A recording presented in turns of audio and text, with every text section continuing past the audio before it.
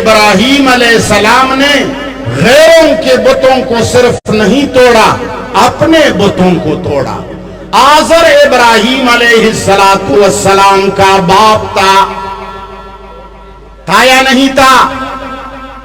آزر سیدنا ابراہیم علیہ السلام کے والد تھے۔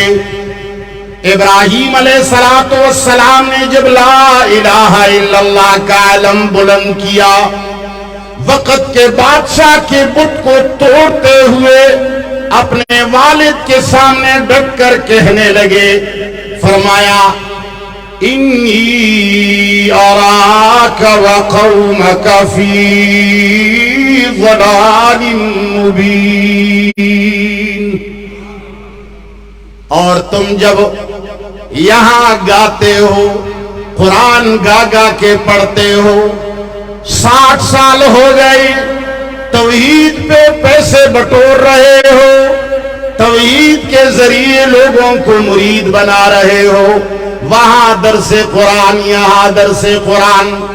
جب دوسری جماعت والا کہیں کسی کے تعزیت میں جا کر کے ہاتھ اٹھا لیتا ہے تو اپنا وفادار کتا بن کر اس کو مرتد تو کہہ دیتے ہو، ان کو کافر بھی کہراتے ہو، ان کو بدعتی بھی کہتے ہو، اور کہتے ہو اس کے پیچھے نماز نہیں ہوتی، یہ مشرک ہے، یہ تعزیت میں ہاتھ اٹھاتا ہے۔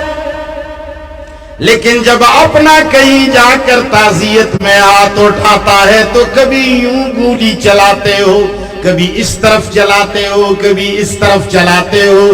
تم نے کبھی اپنے بت پر گولی، جس نے اپنے بت پر گولی چلائی اس کا حال دیکھو، مولانا احمد سعید خان ملتانی کی طرح اس کا حال ہو جاتا ہے، منیر شاکر کی طرح اس کا حال ہو جاتا ہے۔ لوگ ہمیں نصیحتیں کرتے ہیں، بھئی اپنے اور پرایوں کو تو ذرا سمجھا کرو نا۔ جو اپنوں کو ٹارگٹ کرتا ہے وہ موحد ہے۔ مولوی 70 سال کہتا ہے غیرت یہ ہوتی ہے، توحید یوں ہوتی ہے، موحد ایسا ہوتا ہے، ظالم کے آنکھوں میں آنکھیں ملاؤ، مظلوموں کی حمایت کرو، ظالم کا ہاتھ پکڑو۔ لیکن میں نے تو 50 سال میں کسی عالم کو نہیں دیکھا کہ اس نے کہیں ظالم کا ہاتھ پکڑا ہو۔ تم لوگوں نے دیکھا ہے؟ میں نے تو نہیں دیکھا۔